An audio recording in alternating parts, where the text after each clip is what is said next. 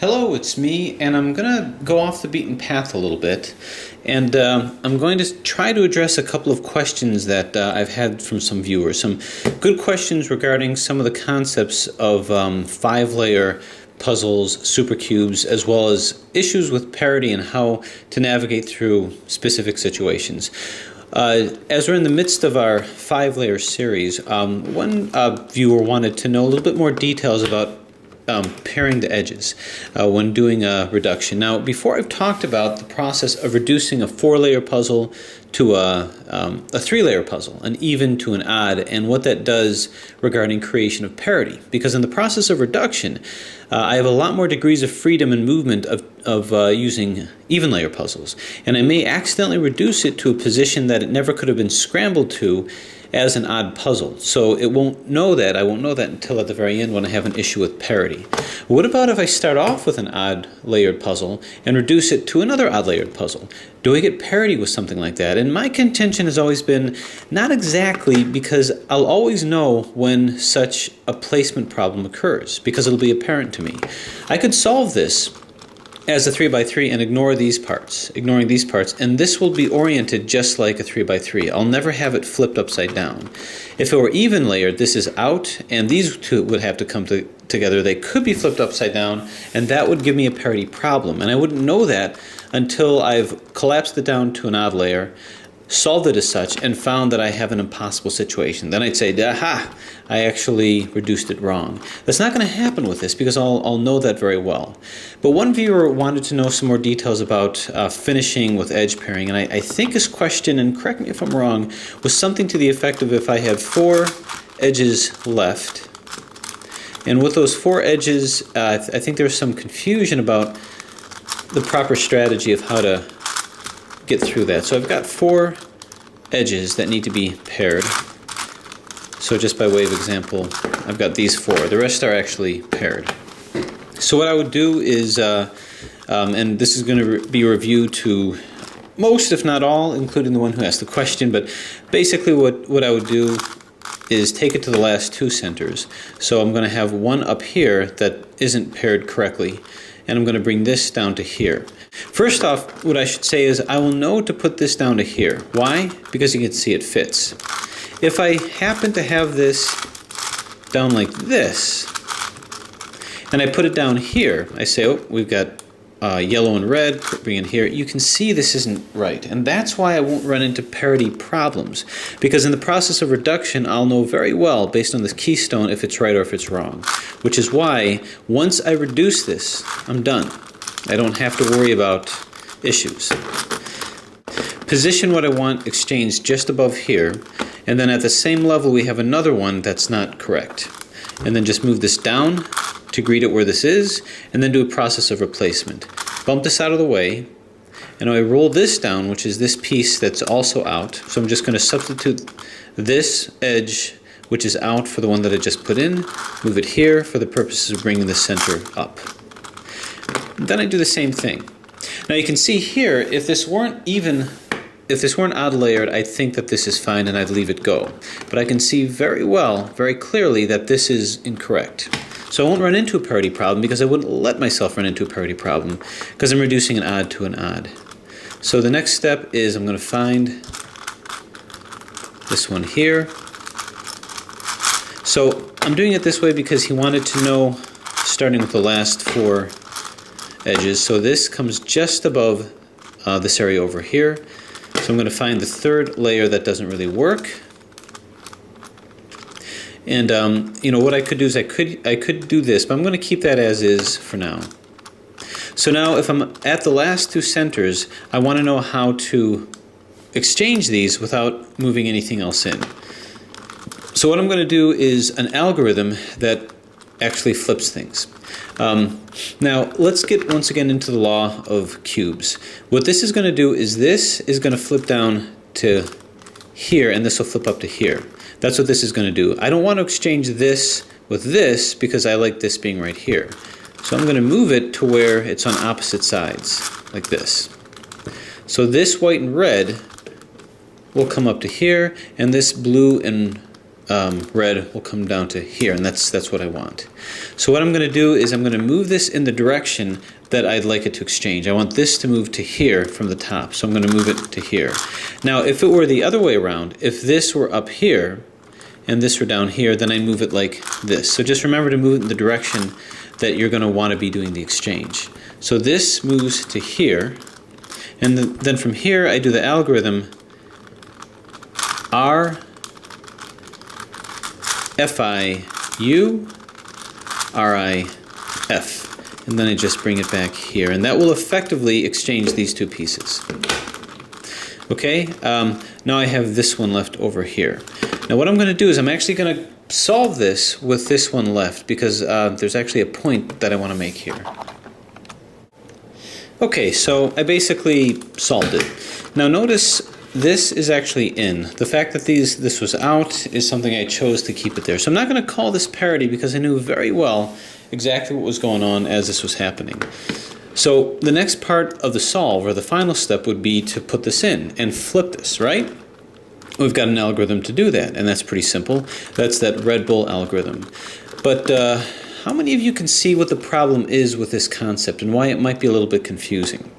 Because we talked about the law of cubes, and basically what the law of cubes states is that you can only swap an even number of pieces.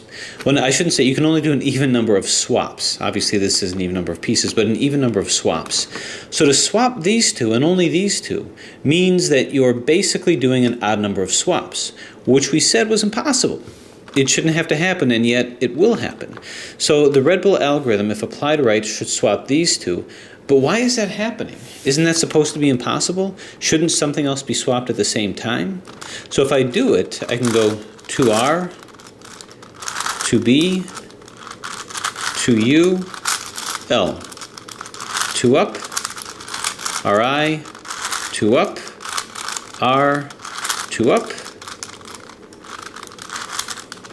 2F, R, 2F, LI, 2B, 2R. And it did it. It swapped it. And everything else seems to be okay.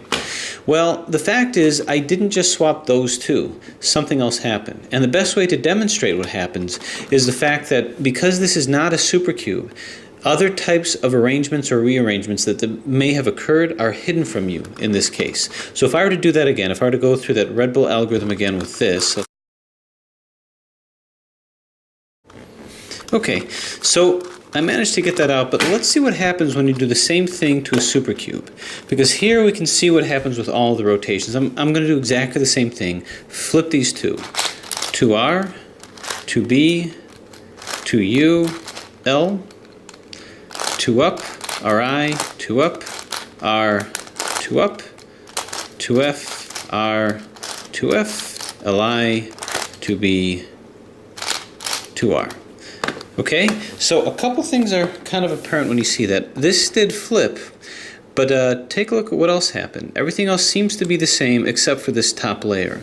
What you notice is that this white stripe, which should be here, is now here, and this yellow stripe, which should be here, is now here. And what's more, these got flipped too. This is red, and this is up by the, I guess that's, I don't know, purple. This purple is down by the red, and these got flipped. So actually the laws of the cube were maintained. These two got flipped, and hence these got flipped as well. So that gives a total number of flips as 1, 2, 3, and 4. So that's a total number of 4 swaps, so that's even number swaps. So you can see that that happened here too. We just can't see it because they're all the same color. That's why this appears to be an odd number of swaps when in reality it was an even number of swaps. Now this becomes important when you deal with mods, because when solving this puzzle, as you solve it, you're never going to run into a situation where you just have this situation. It's always going to be 2. Or none, because if you reduce it and this is normal and this is fine, this is where it needs to be, you might have one of these, but you're going to have another one actually, because if this center is normal, because you do one, you're going to do the Red Bull algorithm with 1, which will flip this out, then you do another one which will flip it back in. So with this supercube, you will never run into a situation that looks like this, because your reduction of the center in an appropriate way will prevent that from happening. 2, perhaps, 1, never. So then you can put it back in, and you'll see what you've got. So if I were to turn it like, say, this, and do the Red Bull algorithm to flip these, this center will now be normal, but you're going to have two of these with placement issues, and then you can place them back. Now, let's expand this to what happens in special cases of mods. Frequently, I'll have viewers tell me about various mods that they've done, 5-layer modification of cubes, or someone says that they bought one from someone and they end up with a situation that's kind of confusing to them. One such situation is, say, this. Now this is the 5-layer hexagonal dipyramid, and you've got this guy over here, which is the 5-layer ultramorphix. And what you see in this situation is the very thing that I told you would never happen. These are supercubes, right? As you can see with this center, just to reiterate, here's a layer over here with a center. This is one solid color, but you can see that this is two colors over here. This has two colors here, this has two colors here. So basically, the vast majority of these centerpieces have specific orientations and specific colors based on the shape or based on the colors, just like you have over here. So it is a supercube, and yet we have a situation like this, where there's only one in and everything seems to be fine. These are not flipped upside down. You have the same thing with this as well, where you just have one in. So these look like this. Look like a normal puzzle in that they're flipped. If you can imagine that these have to be flipped, these have to be flipped over here, and these have to be flipped, and yet it's a supercube like this, which means that there are certain mods, certain modifications, where you will potentially get this situation, and it'll cause you no end of questioning, because when you try to get it in, you'll do the Red Bull algorithm, and you know what's going to happen. These will be flipped. And then you're going to be kind of stuck. Same thing with this. So how do we navigate our way through it? Well, what we want to do is, again, we want to bear in mind the law of the cubes. And I'm going to show you how to get through this. The first type to do that is to realize that I can flip this back. I want to flip this back. But if I'm going to do that, something else needs to swap, because I need an even number of swaps. So what can do that? Well, let's look at some other, in this case, edges that are equivalent. If your particular mod, the mod that you created, the mod that you made, or the mod that you bought, happens to have edges and components of edges that are equivalent to each other, then I can move that around and swap these out for these guys here. So an example of that is, let's say I move this opposite here. So I'm going to move this over here. So now what I'm going to do is swap these two, hoping that that it's going to put them in right. And actually what I'm going to do is turn it opposite here. So in a situation like this, I'm going to move it to the opposite side, move it over here, so that it's basically facing the same direction. And now I'm going to take this piece here and put it down here, and this will come up over here. So I'm going to basically swap these two. Now the other thing that you didn't notice when I applied that algorithm with this guy is that not only did these two swap, but this also rotated. This rotated here. So the prediction is that when I swap these two pieces, this will come here and this will come up here. When this comes down to here, this whole thing is going to rotate. So we can swap these two here, or we can look at it in terms of swapping these two here. So if that happens, if I move this over to here, what's going to happen is this whole thing will rotate. So if this rotates, this is going to rotate in the direction in basically confirmation with this, and this will come up over here. This isn't going to rotate. So we're going to move this into here, and once I do that, this whole thing will rotate, and this will come up over here. So we'll turn this over here, and we'll go R, F-I, U, R-I, F, and rotate it back. And that did exactly what we predicted. So now this is in, and this is in, and everything is fine. So this is a situation where you need not have done anything about any of your sides, actually. And then it's just a matter of solving it as such. But all of these are in, and all the centers are in, so you've basically broken that spell with this particular puzzle. And of course I could get this back in from there. But what about this situation? So in this situation, this is a slightly smaller puzzle, we have one that's here, but we don't have any equivalent edges. There are no equivalent edges. Now this is the particular dilemma that was posed to me by someone who designed a really fantastic modification where the edges look different. So how are we going to do this? If I swap these two, I don't see anything else that can swap, but I do need one other swap. So what you need to do is when you have a situation like this and you don't have edges that are the same, look to your centers, because the only way that you ever got into this configuration, which you could never have scrambled into, if you had something like this, a normal supercube, you could not scramble it into this position. I tried to, but it doesn't work, which means that you must have something else that's equivalent, and if it's not one of the edges, it must be the center. So your particular mod more than likely has two centerpieces, two or more, that are equivalent to each other, can be interchanged. And that's the key. And in this case, when you look at the center, it's these two. So look closely at your mod and look for which centers can be swapped. There's going to be at least two. So what we need to do is an algorithm, understanding the law of cubes, the law of puzzles. When these two swap, these two need to swap at the same time. So what we consider at this point is, can we design an algorithm that swaps both? Well, at this point I can't, but I can use a transitive property where I swap this, let things get swapped around, swap these two, and kind of bring things back. So at the end of the day, the overall effect will have been to swap these two. So here's how I would get out of something like this. Okay, so the first thing that we're going to do is we're going to go ahead and put these in. I'm just going to put them back in the way that I'm supposed to with the Red Bull algorithm. 2R, 2B, 2U, L, 2 up, RI, 2 up, R, 2 up,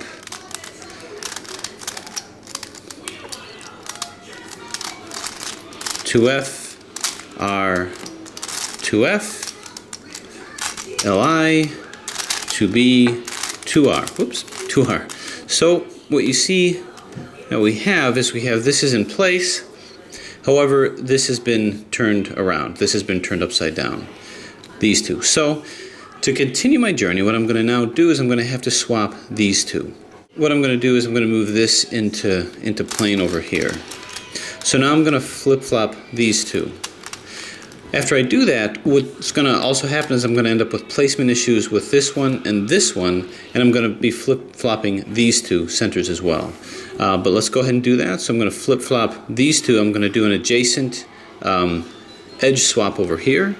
2R, U, 2R, U, 2R, 2U, 2R, 2U, 2R, U, 2R, UI, 2R. Now believe it or not, I've actually recalibrated this puzzle. So if I do nothing else, I can just go ahead and solve it the way I normally do. But let's start to get some of these centers back here. When I flip-flop these guys, I actually flip-flop this over here as well. So what I'm going to want to do now is I'm going to want to bring these back into line, but before I do that, I want to get all my centers back. You see I have these centers that were placed out here. I'd like to deal with all of the innocent bystander centers, so to speak. So what I'm going to do is I'm going to take the edges that have been skewed and put them opposite each other. So what I'm going to do here is I'm just going to do an R and actually what I'm going to do is I'm going to bring this back to a BI, then an R and a B. That's to keep these in line here. What I'm going to do now is I'm just going to do a 2R, and the reason that I'm doing that is to get these centers back. Now I've got one more innocent bystander to deal with, that's the screen over here. So I'm going to go 2U, 2R, 2U, and 2R. So now I've got all the centers back, and I'm only dealing with two edges that have been skewed and these. Now the reason why I did it that way is because these two can be dealt with by doing two Red Bull algorithms. These two can flip and these two can flip. And the way the center is coordinated is that it's got to flip twice, because now one has been flipped and then another has been flipped. So one more, if I were to do a Red Bull algorithm here, this will flip here, bringing this in line here, and this will flip. Then what has to happen is these two 3x1 bars need to flip. So let me show you what I mean. Starting here, quickly do a Red Bull, 2R, 2B, 2U, L, 2 up, RI, 2 up, R, 2 up,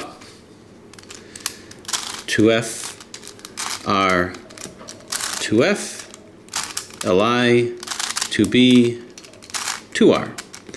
So this is now in, but you can see we still have one more to flip. This has to flip, and this has to flip.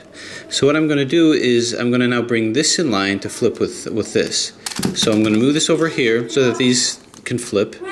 And then I'm going to move this down like so, and move this up.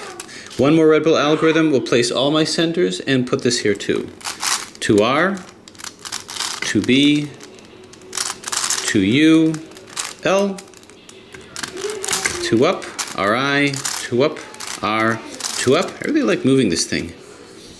2F, R, 2F, LI, 2B, 2R. And what you've done in effect is you have put these edges in and you've recreated all of your centers. So now you can go ahead and solve it the way you normally do, but what I've done actually is I've now reset the centers. And I did that because the overall effect was, remember this was the original one that was out, is these two got flipped and these two got flipped. And by a transitive property we ended up flipping and putting a lot of things back in. But basically flip what you got to flip first with red bull algorithm, put it in line and flip these two, or any two, doesn't really matter.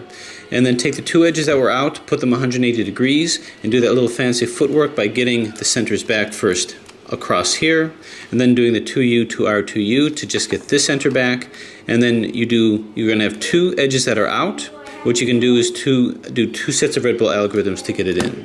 Now bear in mind, when I say quote out, when you flip these, you can flip any one of them. It wasn't like these two were just out and these two were incorrectly flipped.